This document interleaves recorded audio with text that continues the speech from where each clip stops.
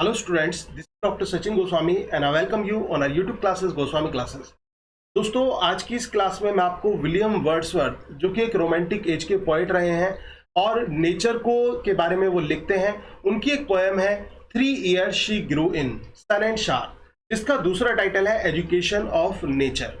ये पोएम आज मैं आपको पढ़ाने वाला हूँ जो कि वर्ड्सवर्थ की पोएम है। लूसी की सीरीज में ये पोएम आती है। 1798 में इन्होंने ये पोएम कंपोज की थी और जो इनका कोलैबोरेशन आया था एसटी कॉलेज के साथ लिरिकल बैलेट्स, उसमें ये पोएम पब्लिश हुई थी। तो दोस्तों देर ना करते हुए स्टार्ट करते हैं poem 3 years she grew in sun and shower, जिसका दूसरा नाम है एजुकेशन ऑफ नेचर।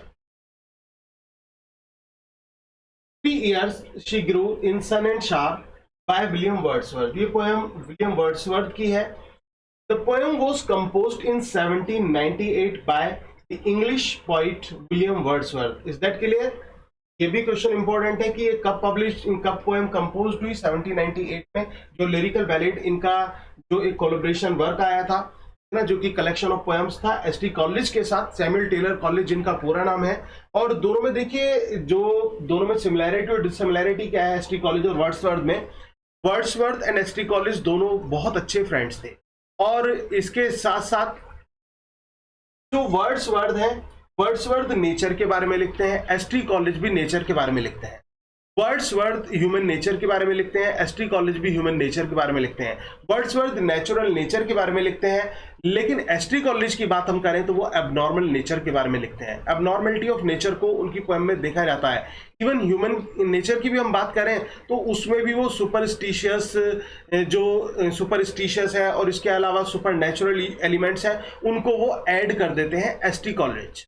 लेकिन वर्ड्सवर्थ में एक रियलिज्म हमें देखने को मिलता है, एक ट्रू लव फॉर नेचर वो हमें देखने को मिलता है वर्ड्सवर्थ की पोएम्स में।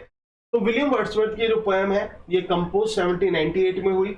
इंग्लिश पोएट वर्ड्सवर्थ ने इसको जो है कंपोज किया। फर्स्ट पब्लिश्ड हुई लिरिकल बैलेट में, याद रख लेना, क्योंकि किसका कलेक्शन था ये, को रिटन था किसके साथ, सैमुअल टेलर कॉलेज के साथ।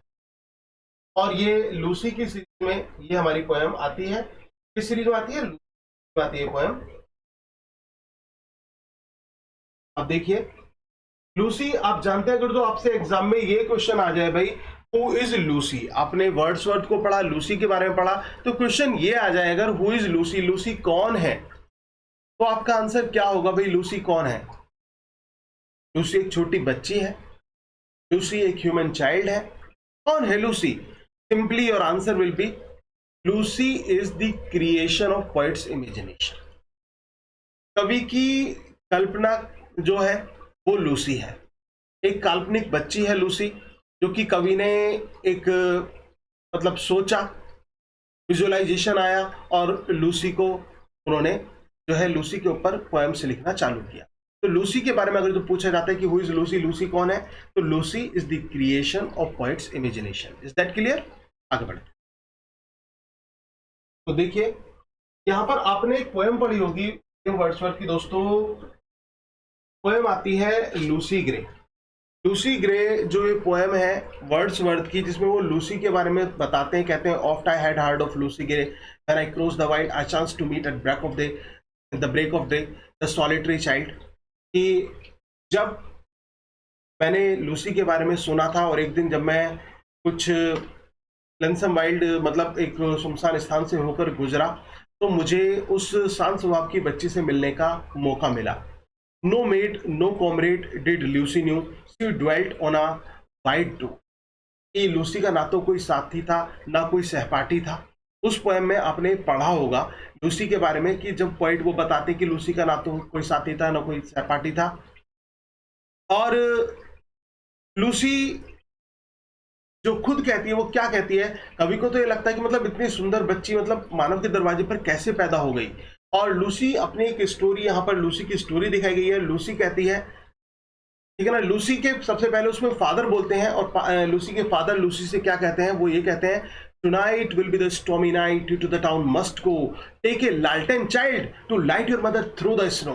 बेटा आज की रात तूफानी रात होगी, तुम्हें अपनी माँ को शहर लेने जाना है, शहर, और अपने साथ क्या ले जाना, लालटेन ले जाना। इस पर लूसी क्या कहती है, लूसी ये कहती है, TISS father I will gladly do, TISS स्क्रैचली afternoon and yonder is the moon and मोस्टर clock just struck to.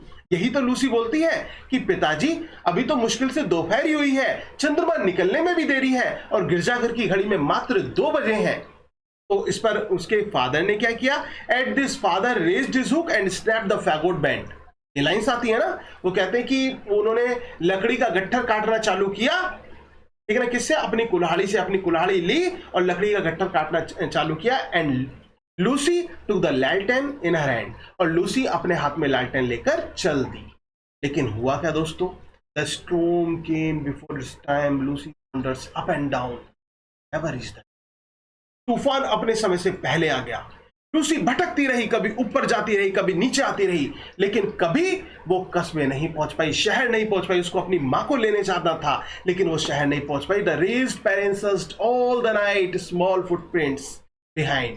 बेचारे जो माता पिता थे, व्याकुल माता पिता ने उसके पद चिन्हों का पीछा किया, छोटे छोटे से पद चिन्ह थे, उनका पीछा किया। और वो कहां से होकर गुजरे थे, वो ऊपर नीचे रास्ते से होकर गुजरे थे, वो कटीली झाड़ियों से होकर गुजरे थे। And further the plank there were none, और प्लैंक के आगे वो नहीं थे। यानी कि एक पुल था, लकड़ी का पुल था, और वो लकड़ी के पुल में बीच में आके वो जो पद चिन्ह के निशान थे वो नहीं थे। इसका मतलब क्या हुआ होगा, इसका मतलब यह हुआ होगा कि तूफान तेज आया होगा और लूसी पुल से नीचे गिर गई होगी और लूसी मर गई होगी। लेकिन there is maxims about this day, Lucy is a living child, is still a living child. She sings a solitary song and never looks behind. And her song whistles in the wind. देखिए क्या कहते हैं, कुछ कहावतें आज भी हैं, कुछ कहा जाता है लूसी के बारे में कि लूसी आज भी जीवित बच्ची है। वो एक एकांकी गीत गाती है, गाना गाती हुई चली जाती है और वो कभी पीछे मुड़कर नहीं देखती है। जो लूसी है वो कभी पीछे मुड़कर नहीं देखती, वो एक गीत सा गाती चली जाती है लेकिन कभी पीछे मुड़कर नहीं देखती है। ऐसी लूसी है, ठीक है, ये कहा जाता है लूसी के बारे में। लेकिन क्या वास्तव में लूसी जीवित है या लूसी मर चुकी है, उसको अभी एक सस्पेंस में रहने देते हैं। अब वहां पे जो ये पोएम हमारी एंड होती है, यहां पर देखिए उसका एक रीस्टार्ट हमें देखने को मिलता है। भाई जब लूसी एक तरह से नेचर में समा गई, वो नेचर के पास चली गई। अब नेचर की ड्यूटी थी, क्योंकि छोटी सी बच्ची थी लूसी, अपने माता पिता से बिछड़ गई थी लूसी। अब नेचर की ड्यूटी थी कि नेचर उस लूसी का पालन पोषण करे, और यहां पर पर्सोनिफाइड किया गया है किसको, नेचर को। और यही वर्ड्सवर्थ का कैरेक्टरिस्टिक्स में कहा जाता है कि वर्ड्सवर्थ बहुत अच्छी तरह से पर्सोनिफाइड करते हैं किसको, नेचर को।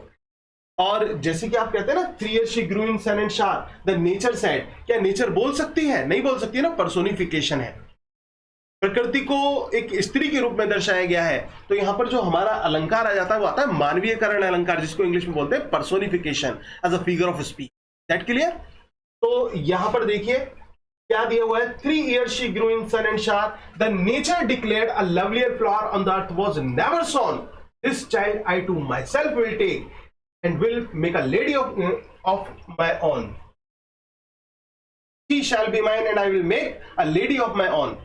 3 साल वो धूप और बरसात में पली बड़ी हुई। प्रकृति ने भी कह दिया, पृथ्वी पर इतना सुंदर फूल कभी नहीं देखा गया। जैसे कि आपको लूसी ग्रे पोएम में भी वो लाइन आई थी ना, बिसाइड द ह्यूमन डोर, कि मतलब मानव के दरवाजे से लूसी की कल्पना नहीं की जा सकती। और प्रकृति खुद कह रही है कि इतना सुंदर तो कोई फूल देखा ही नहीं गया। मतलब फूल से भी बहुत ज्यादा सुंदर थी कौन, Lucy. This child I to myself will take, इस बच्ची को तो मैं गोद ले लूंगी, ये मेरी बच्ची होगी और मैं इसको अपने जैसी परिपक्व स्त्री बनाऊंगी। किसने कहा, प्रकृति ने कहा। Is that clear. आगे बढ़ते हैं। Myself will to my darling be both law and impulse, and with me the girl in rock and plain, in earth and heaven, in glade and bore, shall feel an overseeing power to kindle or restrain। ये जो phrase है ये पूछा जाता है exam में, overseeing power किसके लिए यूज किया गया है। देखो नेचर यहां पर क्या कहती है, नेचर ये कहती है कि लूसी जो है मेरी बहुत प्रिय होगी, मेरे साथ वो जितने भी कानून हैं, जितने भी जो रूल्स होते हैं लाइवलीहुड के, वो सब सीखेगी मेरे साथ। और ये लड़की कहां दिखाई देगी? ये ऊपर चट्टानों में भी दिखाई देगी, और ये लड़की समतल में भी, प्लेन में भी दिखाई देगी। ये लड़की पृथ्वी पर भी होगी, और ये लड़की आकाश में भी होगी। ये लड़की खुले मैदानों में भी होगी, ठीक है ना?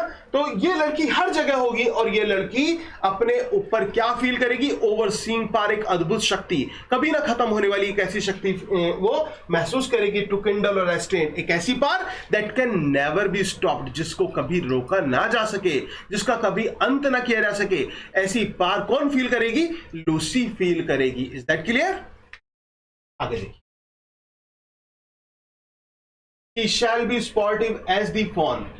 ये आपने देखा होगा प्रीवियस ईयर, अगर तो आपने पढ़ा होगा प्रीवियस ईयर एग्जाम पेपर, जो आपके प्रैक्टिस पेपर्स हैं या फिर प्रीवियस ईयर पेपर्स हैं, उसमें आपको ये लाइन बहुत ज्यादा मिलती है, she shall be dash as the fawn. और ये आया हुआ भी क्वेश्चन है, तो बीच में से भी लाइन में आ जाता है। अब बच्चों के क्वेश्चंस ये आते हैं कि सर आप तो पोएम्स ऐसे मतलब पढ़ा देते हैं, आपको बहुत सारी पोएम्स यूं ही याद है, हम कैसे याद करें?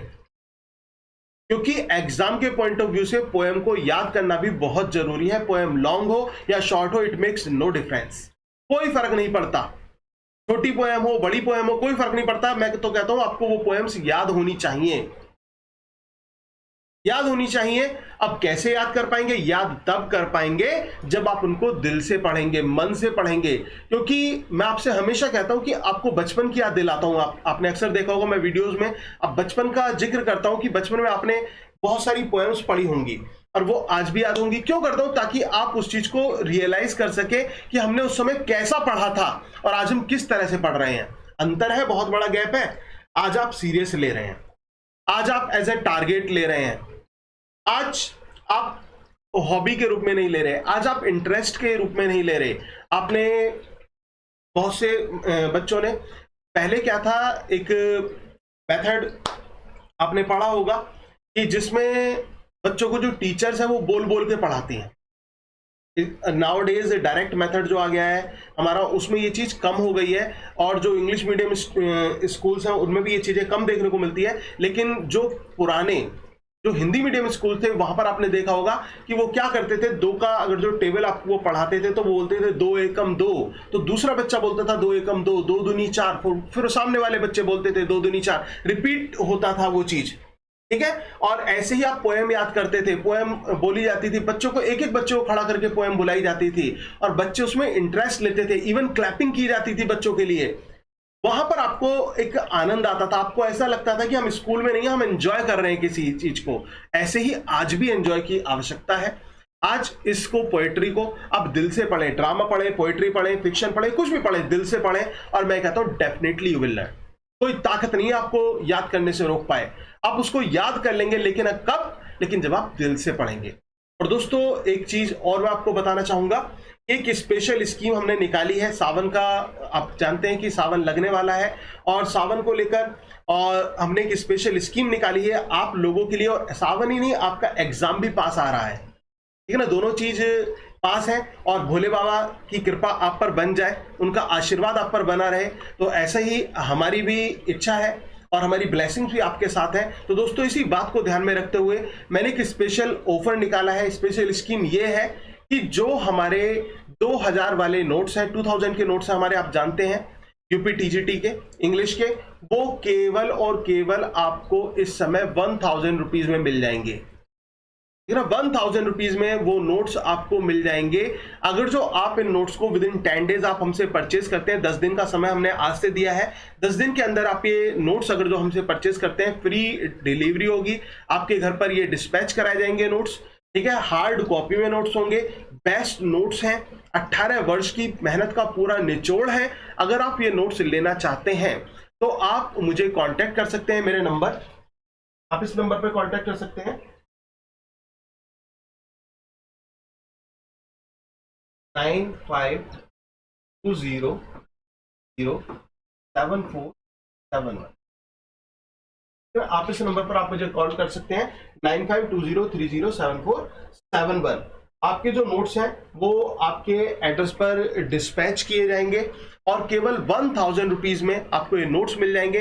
जब आप मुझे कॉल करेंगे या फिर आप मुझे व्हाट्सएप करते हैं तो आपको जो पेमेंट डिटेल है कैसे करना है वो भी आपको सेंड कर दी जाएगी। दोस्तों मैं कहता हूं आपके लिए बेस्ट अपॉर्चुनिटी है, इसका फायदा उठाएं और अच्छी तरह से स्टडी करें और अपने सपने को साकार जरूर करें, क्योंकि सपना देखना काफी नहीं होता, सपना पूरा करना बहुत जरूरी होता है। अभी लास्ट वीडियो में मैंने आपको बताया था, जो लास्ट बताई थी कि आधे मन का बनकर नहीं रहिए। आधे मन का मतलब कि आप सपने तो बहुत ऊंचे ऊंचे देखते हैं, आपकी सोच तो बहुत ऊंची है, लेकिन सोच को पूरा नहीं करते, कोई इंप्लीमेंटेशन नहीं है। तो आपको इंप्लीमेंट करना है और इंप्लीमेंट करना बहुत जरूरी है। विदाउट इंप्लीमेंटेशन कुछ नहीं हो सकता। तो आप उसके लिए अपनी कमर कस लें, मेहनत करें, दिल से पढ़ें, मन से पढ़ें। That wild with glee across the lawn or up the mountain springs, her and hers shall be the breathing balm, hers the silence and the calm of mute instant thing. वो कैसी होगी? हिरन के बच्चे की जैसी फुर्तीली होगी। वो कभी खुले मैदानों में दिखाई देगी, कभी पर्वत के झरनों पर दिखाई देगी, और वो जो प्रकृति से एक अद्भुत शांति आती है, उस शांति को, जो तत्व है ना म्यूट इंसेंस्ड थिंग्स जो है ये हमारी, तो ये उनको क्या फील करेगी? लूसी जो है इनको फील करेगी, ठीक है ना। इनसेंसेट जो थिंग्स होती हैं उनको लूसी फील करेगी, यानी कि जो प्रकृति में जो शांत रहने वाले तत्व हैं उनको फील करेगी। वो चीज उसको, लूसी को शांत रहना सिखाएंगे, एक तरह से हम कह सकते हैं। The floating clouds their steals land to her for her willow bend, और जो इसके साथ साथ जो फ्लोटिंग क्लाउड्स हैं उसको आगे बढ़ना सिखाएंगे ऊपर की तरफ। और इसके अलावा जो विलो नाम का एक ट्री होता है, आपने देखो विलो नाम का जो ट्री होता है वो कुछ इस तरह का होता है, मतलब नीचे को झुका सा होता है, ठीक है ना। जो विलो नाम का वृक्ष है उसकी पत्तियां नीचे को होती हैं। तो वो जो विलो नाम का वृक्ष है वो क्या करना सिखाएगा?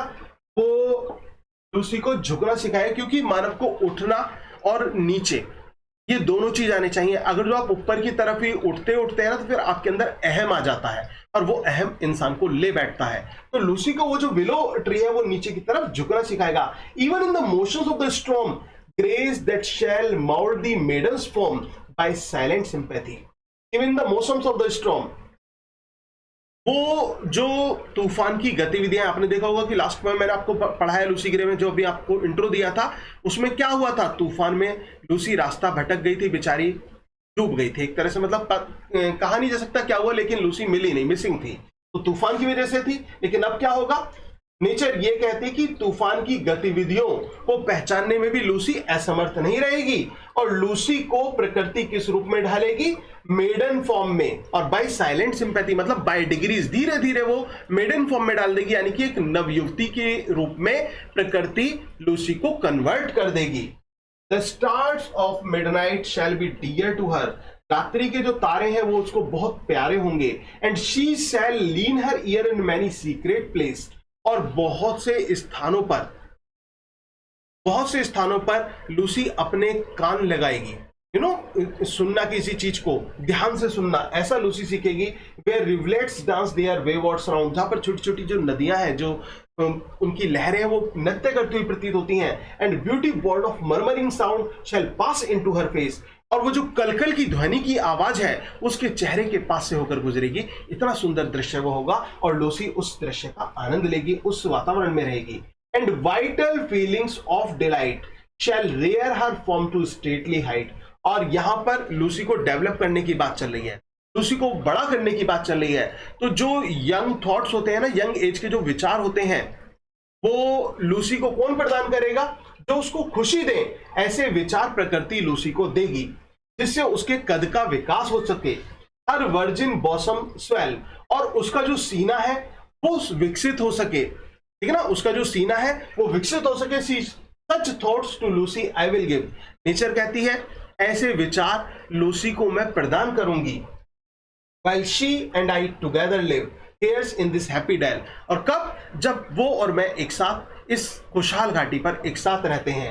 Thus nature spake, और नेचर ने कहा, the work was done, how soon my Lucy's race was। Clear कर दिया नेचर ने, मेरा काम पूरा हुआ, यानी कि नेचर ने अपनी ड्यूटी जो थी वो बाकायदा निभाई, उसको परिपक्व किया। लेकिन अब क्या हुआ, how soon my Lucy's race was run, लेकिन मेरी लूसी की जो रेस थी, जो जीवन की रेस की बात की जा रही है, वो समाप्त हो गई। She died and left to me, वो मर गई और वो मुझे अकेला छोड़ गई। This heath, this calm and quiet scene, इस एकांत में खुले स्थान पर, the memory of what has been and never more will be, अब वो यादें, वो लूसी अब मेरे साथ वो कभी नहीं। किसने कह दिया, नेचर ने कह दिया। तो दोस्तों ये थी poem education of nature by Lucy grey. तो दोस्तों ये हमारी पोयम है, आई होप कि आपको समझ में आया होगा। और जैसे कि मैंने आपसे कहा कि अगर आप नोट्स परचेज करना चाहते हैं जो कि स्पेशल स्कीम में दिए जा रहे हैं, तो आप वो नोट्स भी परचेज कर सकते हैं, जिसके लिए आप मुझे कांटेक्ट कर सकते हैं। कांटेक्ट के लिए नंबर डिस्क्रिप्शन बॉक्स में दिया हुआ है, थंबनेल पर भी नंबर लगा हुआ है, तो आप उस पर कॉल कीजिए, व्हाट्सएप कीजिए, आपको पूरी डिटेल सेंड की जाएगी। और इसके साथ साथ हमारे अपकमिंग क्रैश कोर्स बैच में अगर जो आप हिस्सा बनना चाहते हैं उस बैच का, तो उसके लिए भी आप मुझे कॉन्टैक्ट कीजिए। Thank you very much, yours doctor Sachin.